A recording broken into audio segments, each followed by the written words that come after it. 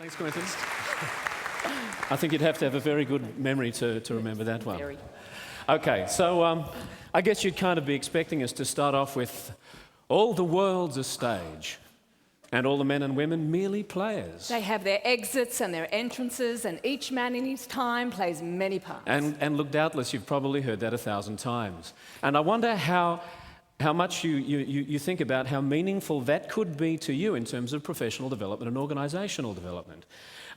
Yes, I know that there's lots of drama in organisations, and we do refer to ourselves, I guess, as professional corporate dramatists.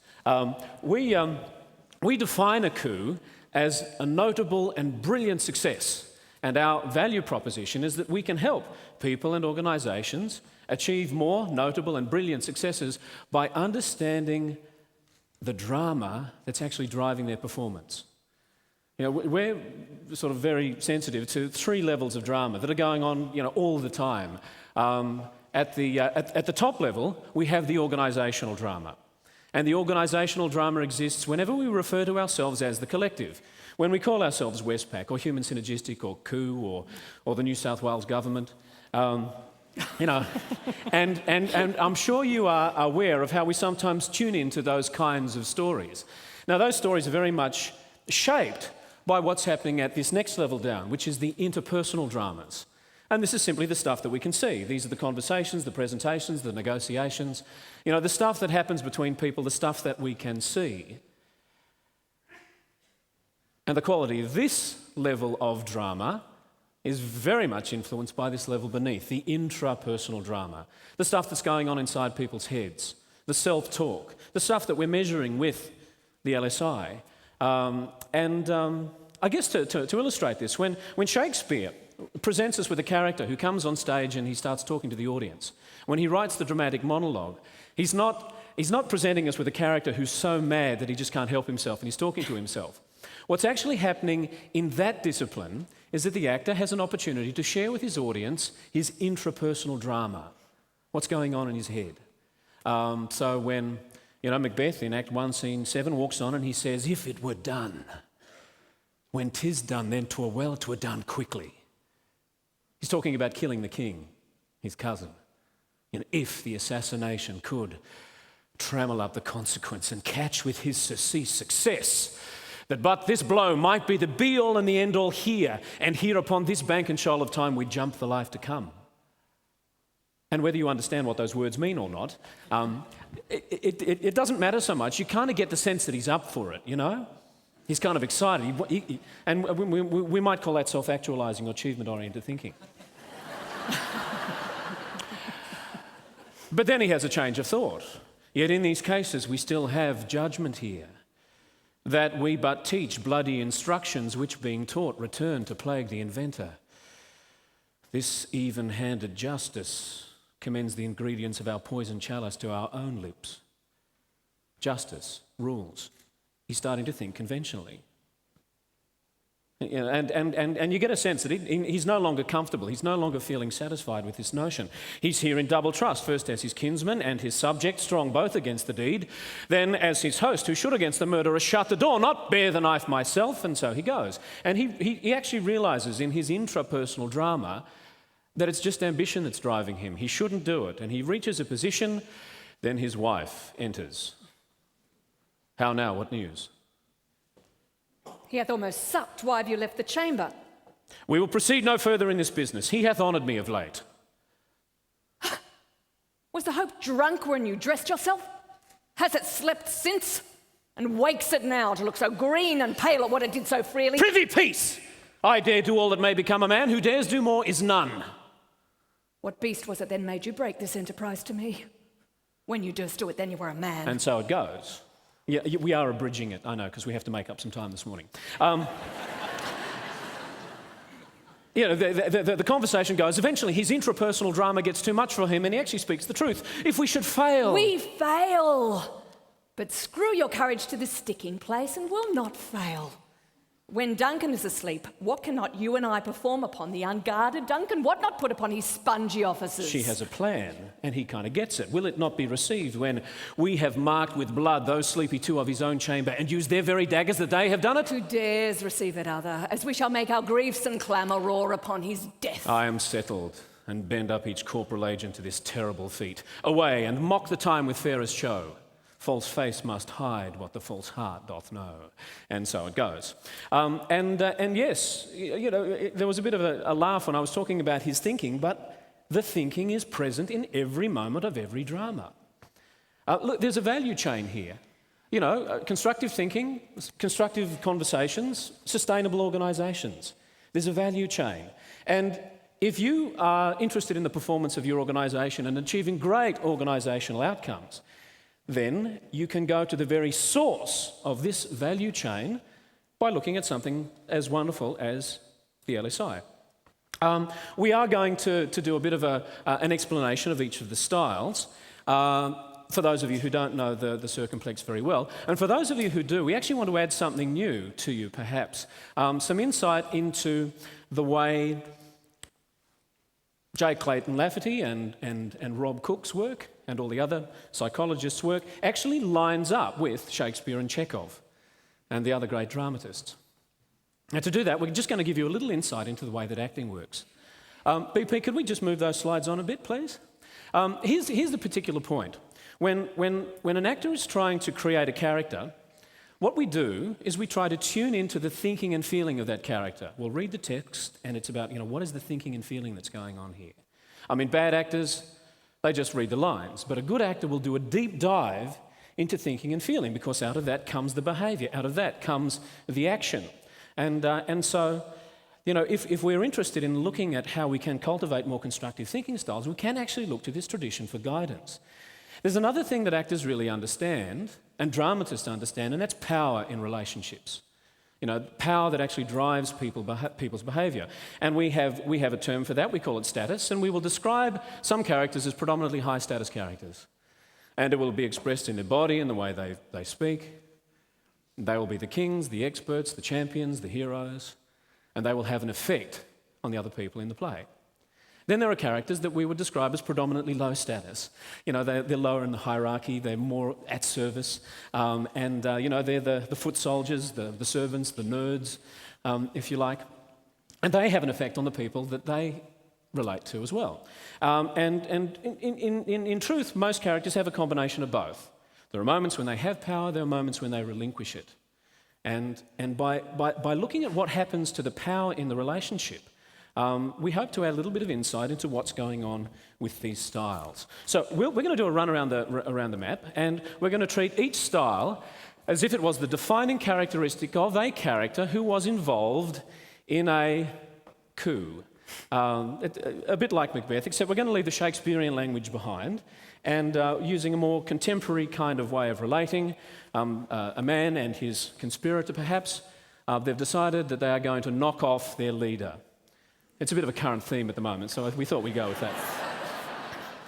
All right, so starting at this avoidant place, now actually there's not a lot of status moving backwards and forwards in the relationship because avoidant thinking prefers to avoid contact and connection.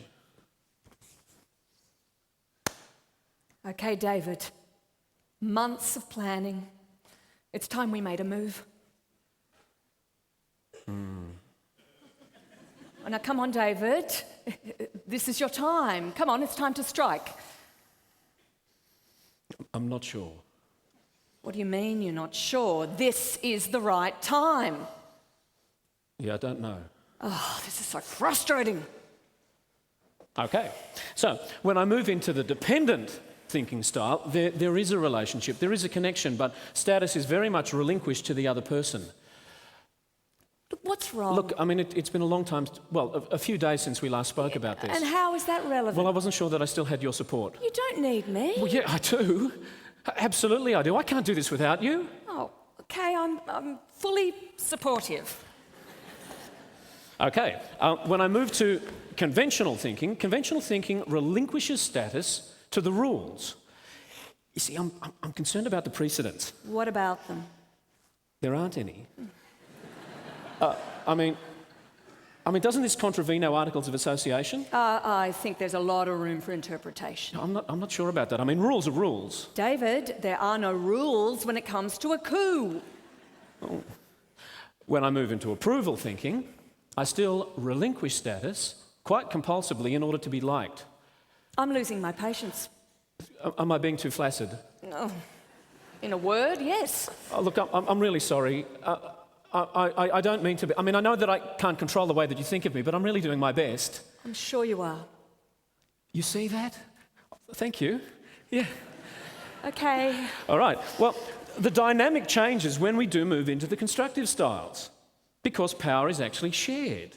I mean, say, the affiliative thinking. Affiliative thinking values relationships, functional relationships. Good things come out of functional relationships, so it infers a sharing of status. Now, look, Lou, I don't think that this is going to work unless we have the support of head office. Now, how well do you know Julie? WA, Julie? Yeah. She knows who I am. Okay. Well, that's a good start. My suggestion is that you get to know her really well. Okay, find out what her aspirations are. What gets her excited? Okay, what are her views in relation to the retention of our key people? Okay, I don't think I'm in her league. Humanistic encouraging thinking. Certainly, I drop status in order to ask a genuine question and be moved by the answer. But it's not cloying or weak. In fact, encouraging does require you to hold status to have an impact. Not in her league? What do you mean by that? Well, I don't know. I haven't been with the team very long. Okay, see, now I don't know whether that's actually a big factor here. It's not how long you've been with us. In fact, since you've arrived, I mean, you've had an amazing impact on everybody that you've worked with. Really? Absolutely. Definitely. Listen, give her a call. If you want this thing to happen, you've got to be in the game. Okay. Okay. Well, I'm starting to feel rather self-actualizing at the moment, which is supremely undefended. I don't need to hold on to status in order to feel good about myself. There's something really expansive, even joyful about self-actualizing thinking. All right. So we're actually going to do this? We absolutely are. You up for the ride? Yes, I am. That's good, because it's not going to be easy. No, I know that. Okay, that's great. Fantastic. I can't wait to see their faces when we announce this. Neither can I. Hey, do you want to make the announcement? No, this is your time. Okay, great. Bring it on. All right, now, when we move into achievement thinking, it certainly looks very powerful and quite consistently so. But that's more because being task-oriented, there's absolutely no interest or need for approval seeking. So it can actually come across quite cool. However, achievement thinking is not attached compulsively to holding status. If it serves the purpose, I will hold status. But if it serves the purpose, I'll give it away as well. Are you thinking of giving him a warning? Look, I'm in two minds. I haven't really decided. What's your view? Keep him in the dark, swift and sudden. So I'm really thinking about the long-term interests of the party. I mean, if we bury him completely, it could come back to haunt us. You think he has a future with us? I think he could be useful if we do this right. Am I being too sentimental? No, I can see your logic. Okay, good. Okay, we proceed as planned. All right, well, now when we move into the aggressive defensive styles, that lovely sort of easy flow of power between us gets interrupted. The need to control in order to meet security needs is for me a very stark distinction between perfectionistic and achievement thinking. Well, this is great. I can't wait to tell everyone that this is actually happening. What do you mean actually happening? That we're moving ahead. No. Tell me you haven't told anybody about this. Well... Tell me. There might be some people... Damn it, no! No one's supposed to know! David, there were rumours. No. Oh, this changes everything. Oh, let me think. No, this changes everything. No one is supposed to know anything. They don't. Now, competitive thinking just can't avoid the possibility of a status battle. You said that people are expecting something to happen. I said they might be. No, you didn't. Yes, I did. No, you didn't. Yes, I did. No, you didn't. No. I've got a photographic memory when it comes to hearing. That doesn't make sense. Yes, it does. Yes, it does. Yes, it does. That's what I said it does. Ha! Right. Gotcha. Okay, now, when we move into the power thinking style, by definition, there is a real compulsion to hold status. Okay, if you challenge my status, you challenge my sense of self. And that's really worrying for me. If without status, I don't know who I am. And so while power thinking might look powerful, it's actually defensive. You said you were going to give Brendan a heads up. That is because this is my coup, all right? Mine! That's so unfair. It's fair because I say it's fair. Hey, Lucinda, listen, who is going to be in charge around here after the deed is done? You will be. Who will be? You will be. That's right. And don't you forget it. And when I move into oppositional thinking, as many of you will know, particularly those of you who have a 3-year-old, one of the easiest ways to have power is to withhold. So, my almighty leader, what next? Thank you, Lucinda. Your services will no longer be required. But why? Well, as you're not on the team, you don't need to know. Please?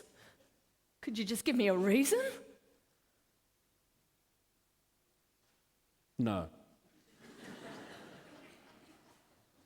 Because it makes me feel safer, defensive. Okay, so there we have it.